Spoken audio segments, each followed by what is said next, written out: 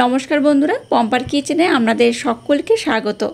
সামনেই তো রথযাত্রা, আর এই রথযাত্রা উপলক্ষে আজ আমি আপনাদের সাথে শেয়ার করব খাস্তা গজার রেসিপি। আর এই রথের মেলাতে আমরা গজা, জিলিপি, খাজা এসব কিনে খাই। দোকান থেকে না কিনে একবার হলেও আমার মতো বাড়িতে গজার রেসিপিটা ট্রাই করতে পারেন। আশা করছি আপনাদের ভীষণ ভালো লাগবে। তাহলে চলুন দেরি না করে আজকের এই গজার রেসিপিটা ঝটপট দেখে নেওয়া যাক। রথযাত্রা স্পেশাল আজকের এই গজাটা বানানোর জন্য এখানে আমি নিয়ে নিয়েছি এই কাপের মাপ করে 1 কাপ ময়দা। এর মধ্যে দিয়ে দেবো সামান্য একটু লবণ, সামান্য একটু দিয়ে দেবো বেকিং সোডা, আর সামান্য একটু দিয়ে দেবো বেকিং পাউডার। শুকনো উপকরণগুলো একটু নাড়াচাড়া করে মিক্সড করে নেব। এবার এখানে দিয়ে দেবো 3 থেকে 4 চামচের মতো ঘি। আপনারা এখানে ঘির পরিবর্তে সাদা তেলও ব্যবহার করতে পারেন। আমি এখানে 3 চামচ ঘি দিয়ে দিলাম। ঘি দিয়ে মিশ্রণটাকে একটু ভালোভাবে ময়ম করে মেখে নিতে হবে। সাদা তেল দিলেও হবে, তবে ঘি দিয়ে বানালে এই যে গজাটা কিন্তু ভীষণ খাস্তা হবে, খেতেও বেশ মজাদার হবে। আর রথযাত্রা উপলক্ষে আমরা সবসময় দোকান থেকে গজা, জিলিপি এসব কিনে খাই, তবে খুব সহজে খুব কম উপকরণ দিয়ে বাড়িতেই কিন্তু আপনারা আমার মতো একবার ট্রাই করতে পারেন। আশা করছি আপনাদের ভীষণ ভালো লাগবে, আর দোকান থেকে আর কিনে খেতে হবে না। সমস্ত উপকরণ দেখুন খুব ভালোভাবে আমি মেখে নিয়েছি, আর এইভাবে মুঠি করলে দেখুন মুঠি হয়ে যাচ্ছে, আর চাপ দিলে ভেঙে যাবে। তো এইভাবে সুন্দর করে এটাকে কিন্তু ময়ম করতে হবে। এবার এখানে দিয়ে দেবো নর্মাল জল, খুব বেশি দেবো না, অল্প অল্প দেবো, আর মিশ্রণটাকে মেখে নেব। মিশ্রণটাকে দেখুন খুব সুন্দর মোলায়েম সফট করে মেখে নিয়েছি, দেখে বুঝতেই পারছেন। আর এইরকম কিন্তু একটু নরম করে মাখাতে হবে, খুব টাইট করে এটাকে মাখা যাবে না, একটু এইভাবে নরম করে মেখে নিতে হবে। এবার দেখুন হাতের মধ্যে একটু ঘি নিয়েছি, ঘিটা দিয়ে একটু চারিদিকে আমি লাগিয়ে দিলাম। মাখার দরকার নেই, এইভাবে একটু চারিদিকে লাগিয়ে দিলেই হবে। এবার মিশ্রণটাকে আমি আধা ঘন্টা কিংবা পৌনে 1 ঘন্টার জন্য রেস্টে রেখে দেব। একটু রেস্টে রাখলে কি হবে, গজার রেজাল্টটা কিন্তু একদম পারফেক্ট হয়, ভীষণ খাস্তা হয়, খেতেও কিন্তু অসাধারণ হয়। আর আপনাদের হাতে যদি কম সময় থাকে তাহলে মিশ্রণটাকে আধা ঘন্টা কিংবা 15 মিনিটের জন্য অবশ্যই রেস্টে রাখবেন। আমি এখানে আধা ঘন্টার বেশি বা পৌনে 1 ঘন্টার জন্য এটাকে রেস্টে রেখে দেব। ততক্ষণ আমি একটা কাজ কমপ্লিট করে নেব, আর এটাকে ঢাকা দিয়ে রেস্টে রেখে দেব। এবার দেখুন গ্যাসটাকে জেলে দিয়ে একটা কড়া বসিয়ে দিয়েছি, আর এখানে দিয়ে দেবো এই কাপের মাপ করে 1 কাপ চিনি। যতটা চিনি দিয়েছি ঠিক ততটাই এখানে আমি জল দিয়ে দেব। দিয়ে দেবো সামান্য একটু এলাচ পাউডার।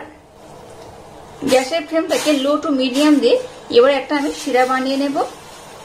শিরাটাকে 1 তার 2 তার হলে যেমন হয় ওইভাবে কিন্তু বানানোর দরকার নেই, একটু চিটচিটে ভাব করে বানিয়ে নিলেই হবে। গ্যাসের ফ্লেমটাকে লো টু হালকা মিডিয়াম দিয়ে শিরাটাকে আমি খুব সুন্দর করে বানিয়ে নিয়েছি। আর ঘনত্বটা আমি আপনাদের দেখাচ্ছি, দেখুন এই দেখুন, এই দেখুন, খুব কিন্তু 1 তার 2 তার হলে যেমন হয় ওই রকমটা দরকার নেই, একটু চিটচিটে ভাব হলেই হবে। তো শিরাটাকে আমি একদম রেডি করে নিয়েছি। এবার আমি গ্যাসটাকে বন্ধ করে দিলাম। শিরাটাকে এবার ঢাকা দিয়ে আমি রেখে দেব। মিশ্রণটাকে দেখুন আমি 1 ঘন্টার জন্য রেস্টে রেখে দিয়েছিলাম, 1 ঘন্টা পর আবার ফিরে এলাম। এবার এটাকে আমি আর একবার খুব সুন্দর মোলায়েম সফট করে মেখে নেব। আর মিশ্রণটা দেখুন কতটা মোলায়েম, কতটা সফট হয়েছে। এবার দেখুন মিশ্রণটাকে আমি নিয়ে নিয়েছি।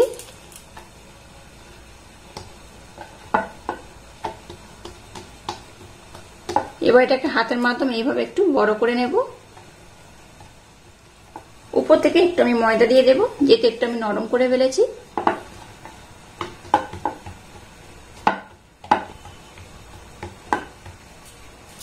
এবার দেখুন একটা ছুরি নিয়েছি, এবার এই মিডিল পোর্শন থেকে এইভাবে আমি কেটে নেব। এইভাবে কেটে নিয়েছি, এটাকে এইভাবে উল্টে দিলাম। এটাকে দেখুন এইভাবে আমি 4 টুকরো করে কাটলাম। এবার এটাকে এর মধ্যে আমি দিয়ে দেব। আবার এটাকে আমি বেলে নেব। এইভাবে আমি 7 থেকে 8 বার লেয়ার তৈরি করব। যত বেশি লেয়ার করে এটাকে বানিয়ে নেবেন গজার লেয়ারগুলো ততটাই কিন্তু বেশি হবে।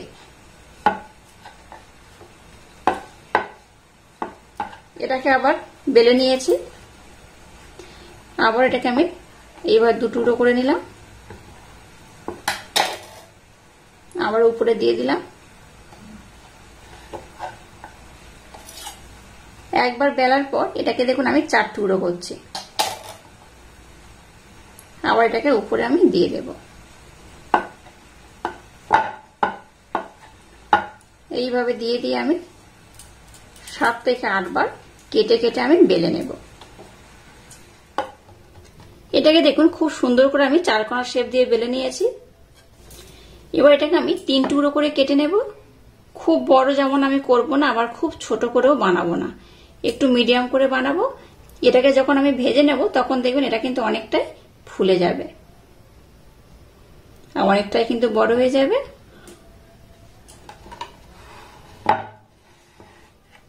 এবার এইভাবে এটাকে আমি কেটে নেব।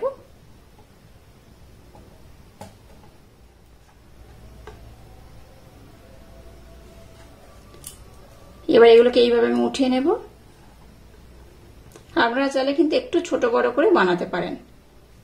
আমি কিন্তু এইভাবে সবগুলোকে খুব সুন্দর করে প্রথমে উঠিয়ে নেব আর তারপর এগুলোকে একটু আমি ভেজে নেব। এবার দেখুন গ্যাসটাকে জেলে দিয়ে একটা কড়া বসিয়ে দিয়েছি আর কড়ার মধ্যে তেল দিয়ে তেলটাকে মিডিয়াম গরম করে নিয়েছি। এবার যেগুলো গজার শেপ দিয়েছি তেলের মধ্যে দিয়ে দেব। তেলটা দেখে বুঝতেই পারছেন এরকম গরম করতে হবে, খুব গরম করলে হবে না। আর গ্যাসের ফ্লেমটাকে একদম লো রেখে এগুলোকে আমি সুন্দর করে ভেজে নেব। এগুলোর মধ্যে হাতা দেওয়ার দরকার নেই, একটু উপর থেকে তেল এইভাবে দিয়ে দেবেন, দেখবেন অটোমেটিক এগুলো ফুলে ফুলে তেলের উপরে ভেসে উঠবে। এইভাবে তেল একটু উপর থেকে দিয়ে দেব।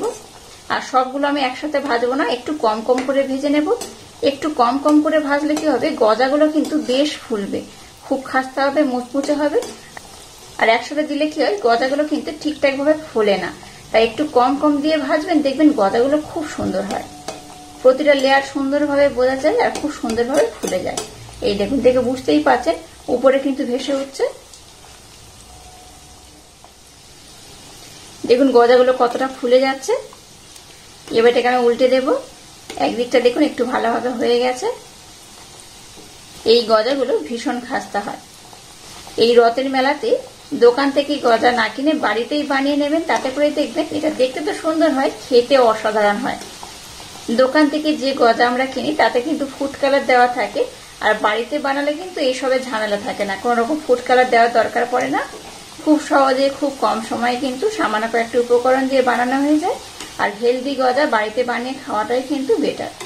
আর এই দেখুন গজাগুলো কতটা ফুলতে শুরু করে দিয়েছে, আর লেয়ারগুলো দেখুন, দেখে বুঝতেই পারবেন কতটা লেয়ার এগুলোর মধ্যে তৈরি হচ্ছে। এবার এগুলোকে আমি আস্তে আস্তে ভেজে নেব আর লাল লাল করেই ভেজে নেব। গজাগুলোকে দেখুন আমি কিন্তু খুব সুন্দর কালার করে ভেজে নিয়েছি, বেশ লাল লাল করে ভেজে নিয়েছি। এটাকে কিন্তু আমি আর খুব বেশি লাল করব না। আর কতটা লেয়ার হয়েছে দেখুন, দেখে বুঝতেই পারবেন কতটা সুন্দর হয়েছে।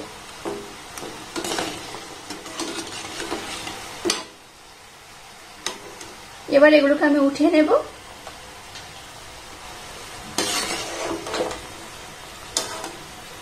এবার বাকি গজাগুলোকে আমি দিয়ে দেব। এবার দেখুন শিরাটাকে একটু ঠান্ডা করে নিয়েছি, হালকা গরম রয়েছে। এবার এই গরম গরম গজাগুলো শিরার মধ্যে আমি দিয়ে দেব। এবার এগুলোকে আমি শিরার মধ্যে দিয়ে দিলাম। এবার যেগুলো ভাজা হচ্ছে এগুলোকে উঠিয়ে তারপর ওইগুলো আমি দিয়ে দেব। গজাগুলোকে শিরার মধ্যে অনেকটা সময় দিয়ে রেখে দেবেন না, তাতে করে কি হবে, গজাগুলো কিন্তু খুব নরম হয়ে যাবে। আর খুব নরম হয়ে গেলে কিন্তু গজাগুলো খেতে খুব ভালো লাগে না। একটু হালকা নরম হলে তাতে করে কিন্তু গজাগুলো বেশি মুচমুচে হয়, ভিতর থেকে নরম হয়, বাইরে থেকে কিন্তু বেশ খাস্তা হয়। তো এইভাবে কিন্তু খানিকটা দেওয়ার পর উঠিয়ে নিতে হবে, খুব বেশি সময় লাগে না। তো এটা ওঠানোর সময় আমি বলে দেবো এটাকে আমি কতক্ষণ এই শিরার মধ্যে রেখে দিয়েছি। গজাগুলোকে দেখুন শিরার মধ্যে রেখে দিয়েছিলাম আর অনেকটা শিরা কিন্তু অ্যাবজর্ব করে নিয়েছে, দেখে বুঝতেই পারছেন। গজা যেমন হয় ঠিক সেইভাবে কিন্তু এটা নরম হয়ে গেছে। খুব নরম আমি করব না, তাতে করে গজাগুলো খেতে কিন্তু খুব একটা ভালো লাগবে না। এবার এই গজাগুলোকে আমি উঠিয়ে নেব আর বাকি যে গজাগুলোকে ভেজে নিয়েছি সেগুলো এবার এই শিরার মধ্যে দিয়ে দেব।